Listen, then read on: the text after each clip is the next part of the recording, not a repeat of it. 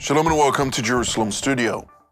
Iran's first aspirations toward nuclear weapons was when the Shah was in power and wanted a deterrent against a possible Soviet invasion or Iraqi onslaught.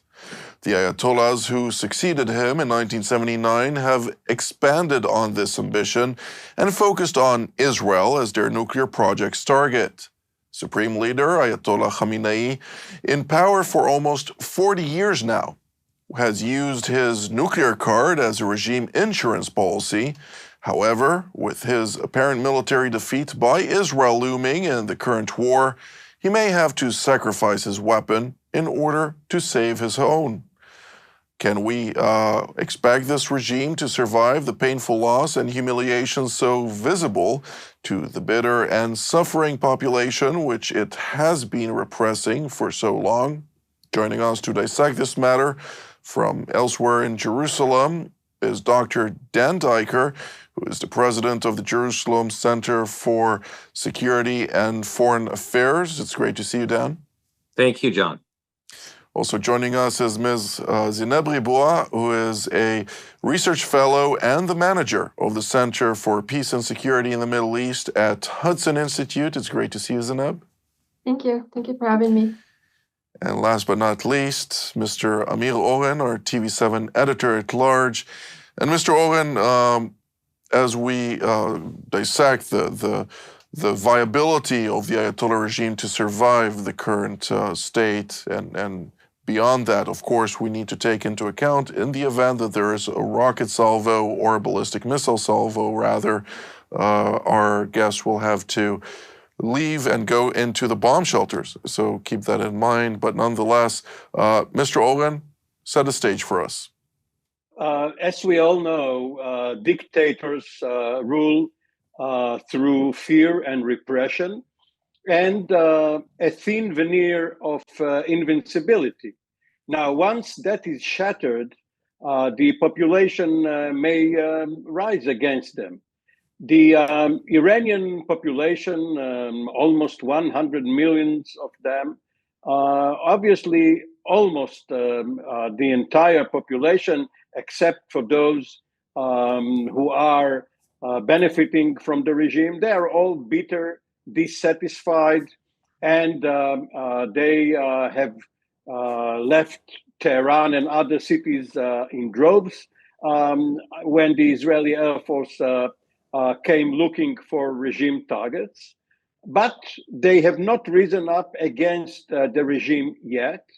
No major opposition figure has emerged as a counterweight to the Ayatollahs, and the armed tools of repression, the military, the Ministry of Intelligence Security, the Revolutionary Guards, and the Basij, all of them are supporting the regime. They are not standing aside as the Imperial Army did in the crucial time when the Shah needed it. So while the regime seems to have weakened, it is not, at least doesn't look as if it is collapsing. If I may continue with you, Mr. Owen, on this briefly, because you said there is no alternative representative right now in the opposition seeking to assume the role of leader. But even though I do agree that there is a very diverse number of groups that are vying for leadership in Iran, to include also some that seek to potentially break off from Iran proper, which is less viable in today's context. I would have expected you to say that the son of the Shah, Pahlavi, will be the one who ultimately leads the opposition back into the forefront after his father lost the reins of power in Tehran in 1979. Met the son. I did meet one of his cousins in Canada, of all places. The Pahlavis know that the monarchy was not overly popular, especially not during its last years. And neither the son of the Shah nor the leader of the NCRI, Maryam Rajavi, they are not necessarily magnetic figures around which the opposition could coalesce. What people have been waiting for several decades now is a sort of an Iranian Lech Walesa, some labor leader or perhaps a student leader who would emerge and lead them. It's not in the cards yet. Indeed. Well, Ms. Zainab, I'd like to ask you specifically about your perspective to the survivability factor for the current regime. Obviously, the aspirations to attain vast arsenals of ballistic missiles alongside the race towards nuclear weapon capabilities has been, for the first and foremost, the reason was for the regime to survive, so to speak, as a guarantee of sorts. But nonetheless, when we're talking now about the fact that it's not going to have those two factors in its future, is there a viability for this regime to actually sustain a defeat from the country that it was so adamantly promoting its annihilation? Yeah, so yeah, I would take a step back and say that so far it seems that the Israeli campaign really pursued three central objectives. The first one is to dismantle Iran's nuclear infrastructure, neutralize the missiles and drone arsenal, and eliminate key figures with the military security leadership, as well as other scientists. And I think these are actually the pillars of Iranian power: the nuclear program, long-range strike capabilities, and centralized command. And by doing that, I think Israelis knew very well that this is how the regime embodies a doctrine of deterrence and can sustain the revolutionary narrative of defiance. And so by precisely as you said, that by striking at the core of this triad, I think Israel has also fractured the symbolic architecture upon which regime's political legitimacy depends. And I think that I tweeted a few days ago that this is Khamenei's last day, and I sincerely believe that the moment Israeli signaled that they knew where he is, that they know exactly where he resides, and that they can strike him and assassinate him at the moment of their choosing, is precisely the moment where Khamenei stopped being a leader. His whole revolution, the whole 46 years of building that, deterrence by punishment, all of it collapsed that day. And I think that the fact that Hezbollah was hesitating to join and help Iran, that the Houthis are incapacitated, that they cannot pursue the same level of military attacks against Israel, etc. It seems that the operation really inflicted measurable damage, not just militarily but politically. That being said, I think the an uprising, etc. Of course, it's one of the scenarios. You just never know what might happen. But what I think will definitely happen is a deep fracture within the IRGC, that Khamenei, because of all of his strategic timeline, etc., was not able to see that coming. I think it has a deep political cost. Absolutely. Dr. Diker, I'd love to hear your take on this. And if you could also expand from America's perspective, how does this play into the geostrategic level at the age of strategic power competition, with China and Russia, of course, doing everything in their power diplomatically, not materially or offensively, but they're doing everything diplomatically in their power to voice their protests and to convince the United States and the West to let the Ayatollah regime survive another day? Absolutely. I'd like to underscore Zeynep's messaging, which point, as I wrote them down, she was saying is absolutely on message and on target. The key slogan of the regime since 1979 is to export the revolution. Well, the revolution not only is not being exported, and it can be imported. It's absolutely collapsed, and that is a very important point for China, because China injected itself as a major player and enemy of the United States and the Western Alliance, primarily the United States, counting on the fact that the Iranian regime would maintain its deterrent capability, and therefore China could step in as a non-military, economically powerful mediator in order to attain major international superpower structure in its traditionally economic fashion, becoming sort of the economic peacemaker dash warrior dash slaveholder, if you will, of a lot of the non-first world countries, and fashioning itself as the peacemaker in the Middle East. It can no longer do that under these circumstances, because 90 to 95% of China's oil imports come from the Islamic Republic of Iran. So its capability to operate has been severely degraded, as has Russia. And I think this is the superpower advantage for the United States right now, because the United States can enter.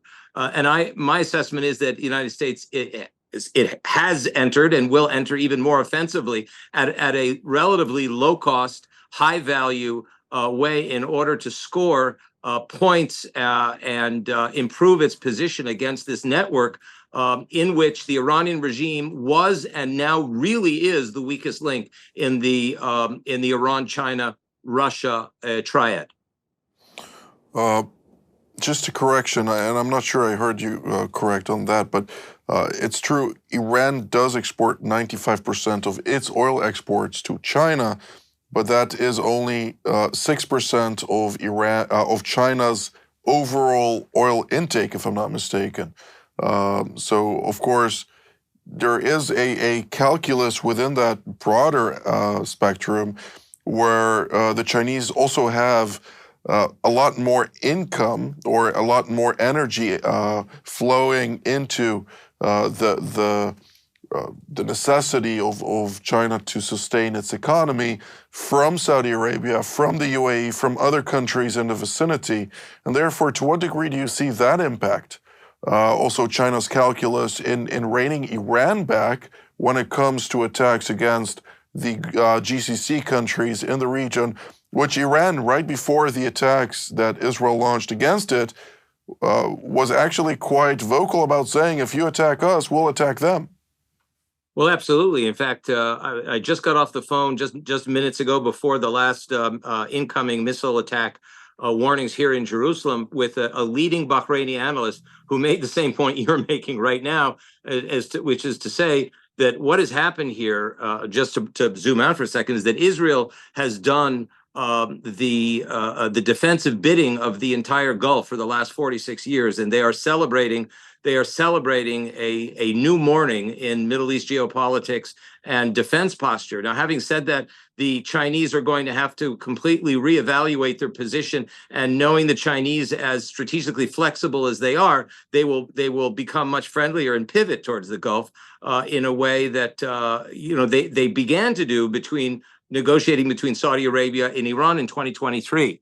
So I think we can carefully say that this is a geopolitical earthquake that will force China to reevaluate its mediating behavior, and much to ultimately the advantage of the United States. There is also there are far-reaching implications to the transfer of various types of munitions, particularly drones and dual-use components for those specific drones, which the Islamic Republic of Iran provides to Russia. And this will, of course, impact also Russia's capacity to sustain the high volume of those type of munitions being launched towards Ukraine. But I'm quite curious, and if I would like to revert back to Zeynep and ask you, the Islamic Republic under the IRGC Quds Force has been quite active in Africa, among others, going from Sudan, where it's supportive of the leadership of Abdel Fattah al-Burhan. If we go to Somalia, we see their very active footprint within the confinements of al-Shabaab, operating, of course, against Western interests, Turkish interests, as well as other interests, furthering the interests, of course, of the Iranians in this context. But just before October 7th of 2023, another example, Niger, where you also at the time wrote about Iran's instrumental role in the coup that occurred in that country. And those are just a couple of examples. But how do you see now that the Iranians are getting beaten in a very decisive war? To what degree is that going to impact their capacity to continue their various operations in other continents? Well, thank you very much. It's a very good point, because I think that because of the nature of the Islamic Republic, it's a revolutionary doctrine. So their nature is to replicate themselves and to promote their messaging as widely as possible, and they always are looking for the next front. So as soon as the Hezbollah collapsed in Lebanon, as soon as they saw themselves getting cornered in Syria, they tried to do two interesting pivots. The first one, which they've already started entertaining, was in the Horn of Africa. It's very natural to them, because the Houthis in Yemen were already there, so the smuggling and creating a new corridor was very easy to do. The second front I saw was really in Iraq, precisely because of geographical and also historical reasons.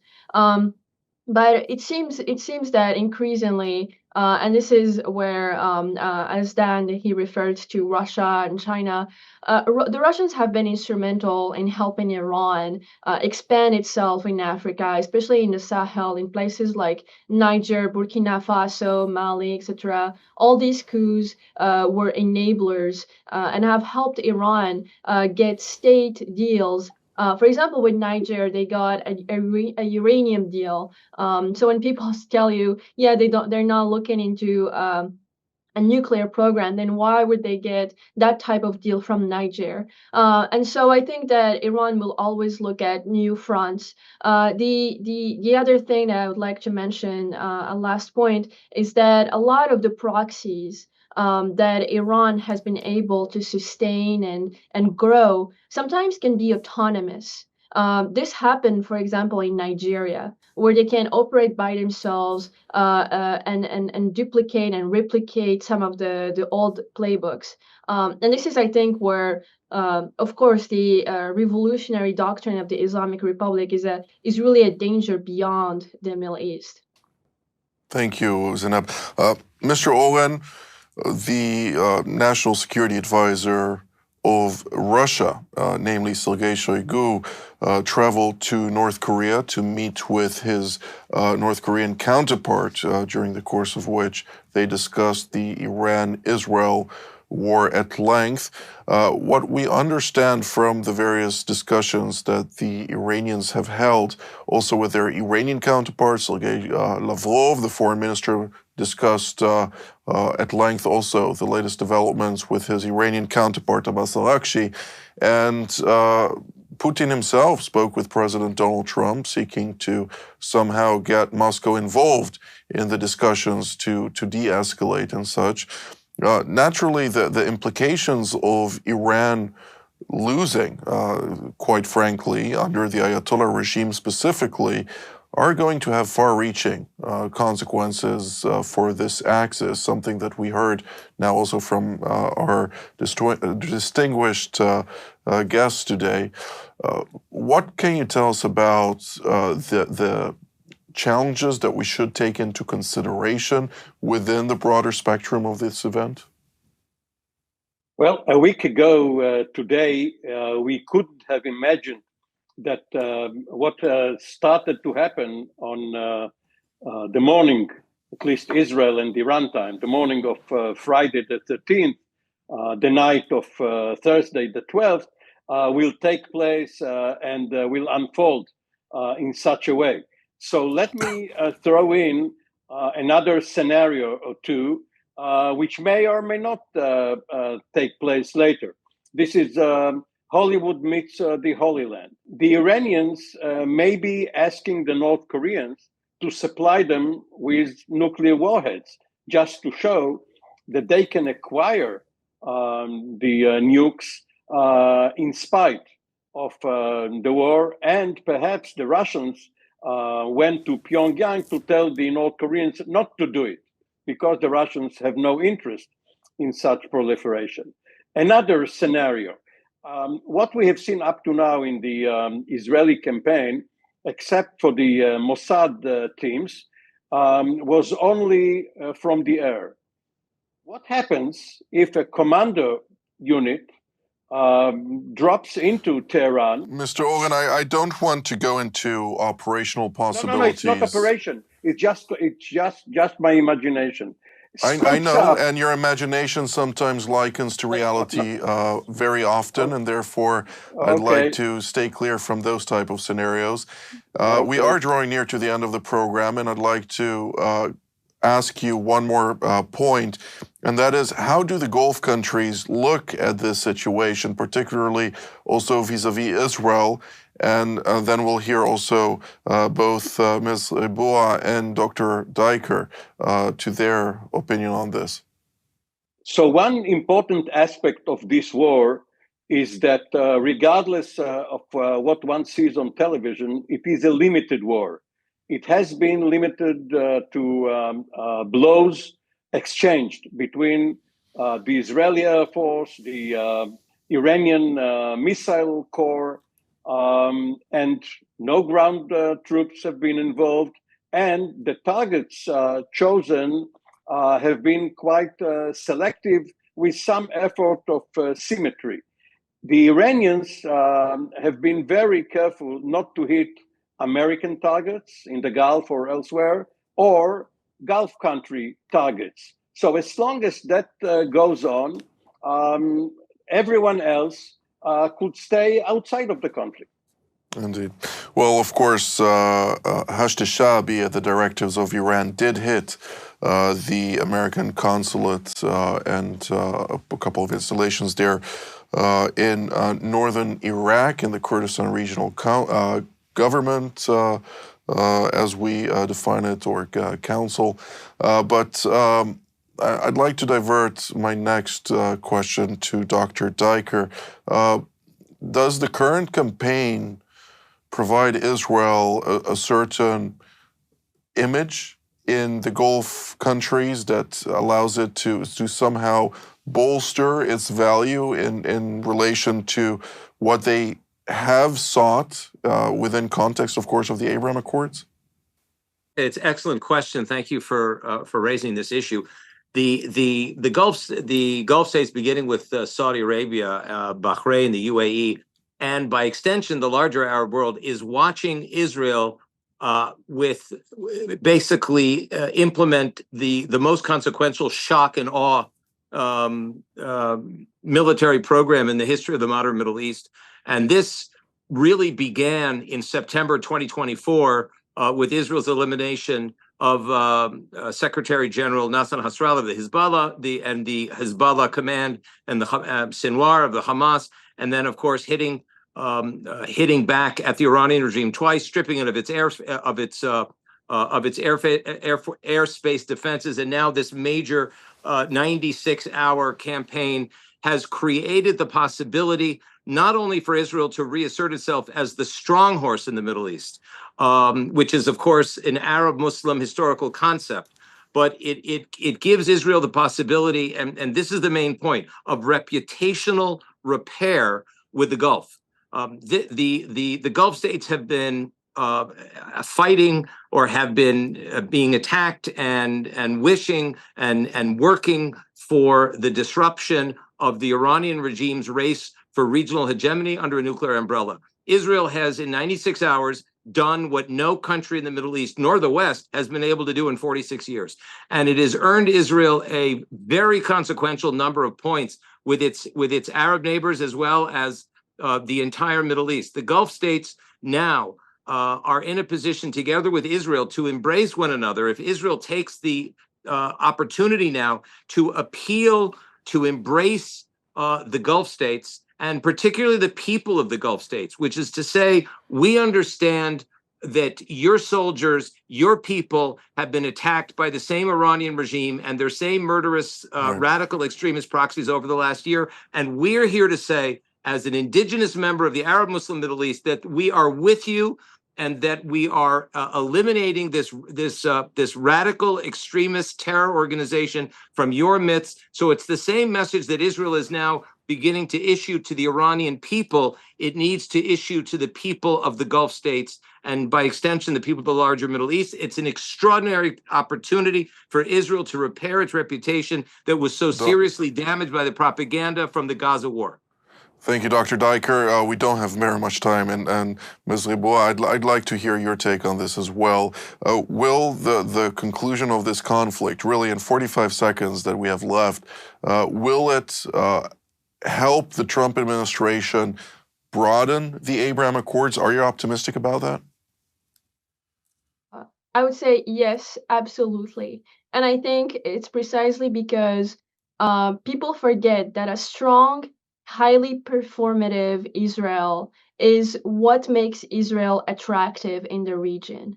And I think that this is something people forget. This is something the Biden administration worked against. And I think that this is precisely what Trump sees, what the Trump administration sees. And I think that that a lot of normalization agreements will be signed in a sense that they know what Israel is capable of, and that China and Russia did not come to Iran when Khamenei was under siege, and they understand where they should stand on that. Well, one thing is for sure, Israel accomplished in 72 hours what Russia has failed to do in Ukraine in 3.5 years, which also shows to what degree the American and Western hardware has the advantages versus those of Russian, Chinese, and other types of munitions. But that's all the time that we have for today. I'd like to immediately also thank Ms. Ribois, Dr. Diker, and Mr. Olin for all of your insights. I'd like to thank all of you at home as well. Until our next edition from here in Helsinki, actually, wishing you a splendid day.